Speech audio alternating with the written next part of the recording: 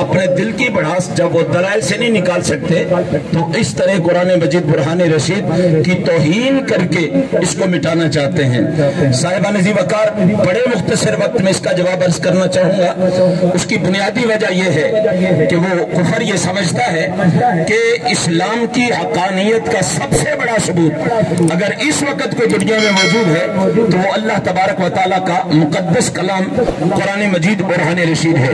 वजह यह है कि कुरान मजीद ने दावा किया था, इन्ना नहनु नज़्ज़लना ज़िक्र व इन्ना लहू लहाफ़िज़ून, हम ही इसको नाज़िल करने वाले हैं और हम ही इसकी हिफाजत करने वाले हैं।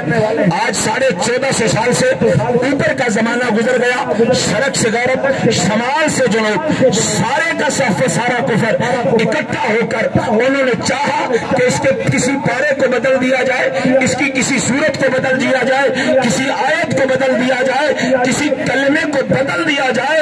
मगर रब्बे काबा की इज्जत और जलाल की कसम है, 1450 साल एड़ी चोटी का जोर लगा के कुफर मुंह पे भल आता गिरा पड़ा है।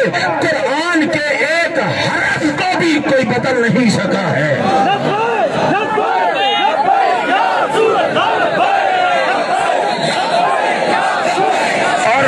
और ये बात मैं नहीं कह रहा, बरतानिया में पूरी दुनिया का सबसे बड़ा आसारे कदीमा का जो इस वक्त म्यूजियम है, उस म्यूजियम का जो निगहबान है, जो नाज़िम है, जो उसका कंट्रोलर है, उसने कहा लोगों, हमने पहली सदी से लेके 14वीं सदी तक के अलग अलग रियासतों के अलग अलग हुकूमतों के नुस्खे लगाए हैं।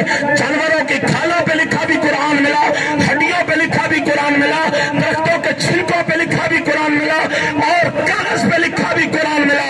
हमने पूरी दुनिया के कोने कोने से 100 से ज्यादा जब नुस्खे को मिला के मुहक्किकीन को दिखाया कि कहीं तो ऐब निकालो, उन्होंने कहा ऐब नहीं है, सड़क से वरक, शराब से जनूब, हर रियासत के कुरान में जहां सबर है वहां सबर है, जहां शेर है वहां शेर है, जहां पेश है वहां पेश है। एक लफ्ज़ में भी तब्दीली मौजूद नहीं है।